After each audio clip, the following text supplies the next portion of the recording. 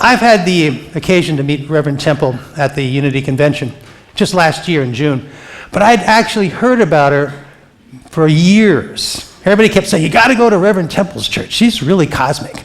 And so I was really...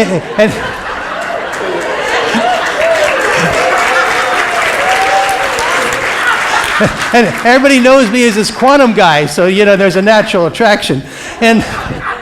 But, I happened to be placed right next to her booth.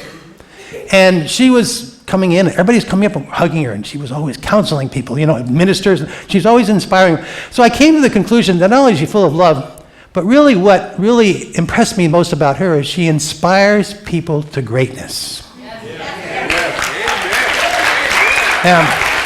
So, today we're going to talk about miracles. Scientists hate the idea of miracles because when a miracle happens, laws of nature get violated. Let me give you some examples. But miracles, by the way, happen all the time, especially in quantum physics. Let me give you one example. We know an object can't be in two different places at the same time, right? Wrong is right. An object, an electron circling an atom, if nobody's watching it, it miraculously turns into energy waves. And when it turns into energy waves, not only is it in two different places, it's everywhere at the same time. Here's a big one. Einstein's law of relativity. That is the fundamental law of the entire physics tradition. The pillar upon which that rests, the most important pillar, is nothing can go faster than the speed of light. Well, in 1931, two very famous physicists by the name of Schrödinger and Heidelberg proposed a theory called quantum entanglement. And that theory says that when you have a couple of electrons circling an atom, they miraculously become entangled beyond time and space limitations. So even if you were to separate them by a million miles, if you were to push on one electron, the other electron would go instantaneously in the exact same direction. In fact, so instantaneously, if they were to communicate, it'd be faster than the speed of light. Einstein hated this theory. At one point, he called it spooky action at a distance. Well, Einstein was proven wrong in 1981. Then 2 years ago, in the new cyclotron in Switzerland, they redid the experiment, and they found that not only did the communication go faster than the speed of light, it was 10,000 times faster than the speed of light. So you're going to break a law of nature, you might as well go all the way. But the spookiest thing in physics is actually the advent of consciousness itself as being the quantum field. Now, most everyone here has probably seen the movie What to Bleep. But I'm going to bring back another scene from it in case you haven't seen it. Remember that scene where they were shooting electrons through a little slit and they were all lining up in the back wall? And there was an eye watching. As long as the eye was watching, the electrons stayed nice little neat balls. But as soon as the eye went away, of course the eye represents consciousness, as soon as the eye went away, the eye created the electrons into particles. But as soon as the eye went away, it turned into energy waves. So instead of one line, you had 16 lines on the back wall. I didn't really do a good job of explaining it in the movie, but what that means is this. Let's say you take a couple pebbles and you put it in a pond. They'll hit the pond, they'll create waves. Those waves will, in turn, hit each other and create new waves. And they'll hit each other and create new waves. So that's really what was happening. The electrons magically turned into energy waves, and that's why you had 16 lines in the back wall instead of one. Now, what does this mean? This means that unless you have consciousness, you can't have particles. If you can't have particles, you can't have stars, you can't have galaxies, you can't have anything. So consciousness is the key to the creative force of the whole universe. This is huge. Now, a couple of physicists have suggested that maybe we're creating the universe. Every time we look through our telescopes, our consciousness goes out into outer space and collapses energy waves into stars and galaxies. I think that's a stretch. A couple of other physicists have suggested maybe the whole universe is consciousness itself, being aware of itself, and that's what's collapsing the energy waves into particles. How about one other explanation? God. Physics has discovered God. In a roundabout way. They'll never say it like that. Regardless, we know that consciousness is the ultimate creative force of the whole universe. Guess what? We have consciousness. We got that same consciousness. What does the research say about our consciousness? Well, we can also create miracles. Now let's look at the proof. I like to categorize it in 4 different groups. The first group is the prayer research, which, by the way, Unity Church has been an active participant in the prayer research. And that's one of the reasons why I love Unity Church, because they have subjected their belief system to scientific scrutiny. And they've really been participating in some of the most amazing prayer studies that have yet been done. And of course, there's the meditation research. That's the research that I was involved with. Those of you who saw the movie What to Bleep, we took 4,000 transcendental meditators into Washington, D.C. and actually changed the crime rates while we were there. And there's another group of research studies I like to include. These are the ones that we can know things before they happen. And the 4th group is the research on how consciousness can change the behavior of machines. Far out kind of stuff. So let's start with the prayer research. Now, we're all familiar with the first prayer research studies. They'd pray for one ward of the hospital. They wouldn't pray for the surrounding wards. And the ward they prayed for would get well faster, have less need for antibiotics, have better quality of life, and in some cases, less deaths than the surrounding wards. Now, most scientists poo-pooed this early research. They said that what was really happening was that people doing the praying happened to pick the ward of the hospital that had the best doctors and best nurses. And they had an uncanny knack for figuring out which of those wards had the best doctors and best nurses. And eventually in 1988, they did the first double-blind prayer study. And double-blind is like the Cadillac version of prayer. It's about as good as it gets. And of course, they'd pray for one group, and they wouldn't pray for the other group, but they were randomly assigned to groups throughout the whole hospital, and also they weren't told whether they're being prayed for or not. You know, they knew they were in a study, they just didn't know whether they're going to be prayed for or not. And guess what happened? Same results, exactly, same results. So this went on there's probably been, at this point, over 250 published studies on prayer. And finally science said, okay, there is something to prayer. But what prayer is, really, is positive thinking. Because if you got positive thinking, you're going to get well faster. But is prayer just positive thinking, or is it something else? Interesting question. Well, they did something. In fact, Unity Church was the primary motivator behind this study. It was done in Kansas City, where the home of Unity was. And they had a triple-blind study. Now, what's a triple-blind study? Well, the best way to explain it is look at it like this. Let's say I'm sick, and Reverend Temple's praying for me. And I get well faster because she's praying for me. But she doesn't tell me. If she doesn't tell me, I can't have any positive thoughts in my brain because I don't know that she's praying for me, right? Does that make sense? Okay. Well, they did a whole study like this in Kansas City. It was a hospital there. Everybody that entered a hospital for a 6-month period participated in the study even though they didn't know they were in the study. And they prayed for one group, didn't pray for the other group. And guess what? Same results. Now, this really blew people's minds.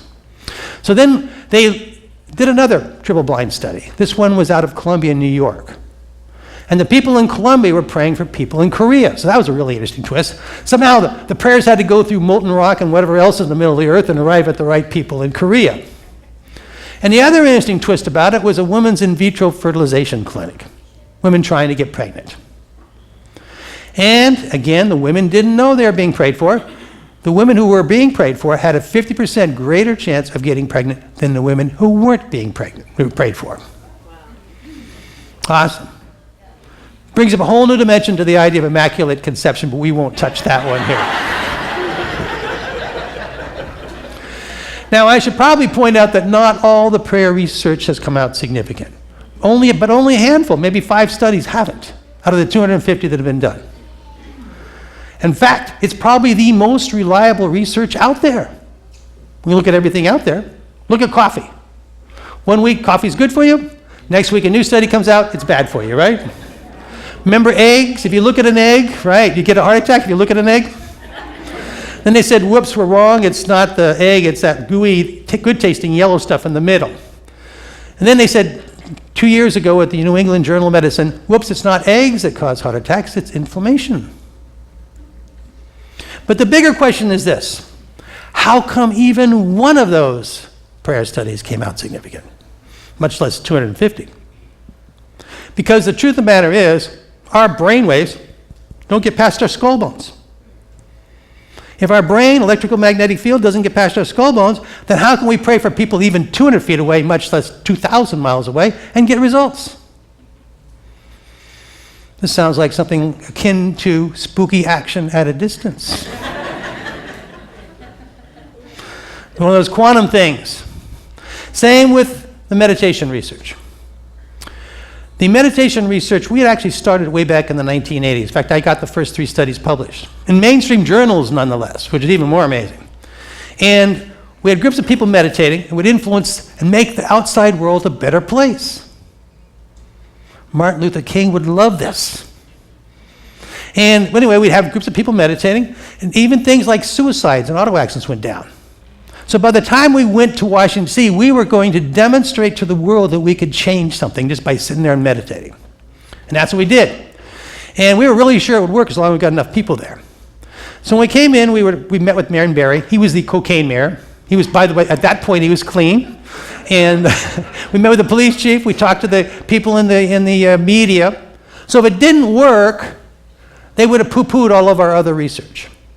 But we were that sure it was going to work because every time we did the study, it came out significant, which is amazing in itself. And anyway, so we start meditating maybe at 7 o'clock in the morning and start finishing up about 1 o'clock in the afternoon. And then we go back again around 3 and continue on until about 7. So about 8 or 9 or 10 hours in group meditation, all in the same place at the same time, doing the same thing. And according to intention theory, according to movies like The Secret, in order for us to achieve this goal, we were probably thinking about reducing crimes when we're meditating, right? Makes sense. Because intention theory says if you don't focus on what you're going to create, it won't happen. Right? So we were thinking all the time we were meditating about reducing crimes. She says no. She's right. How about we never thought about crimes even one time? 0.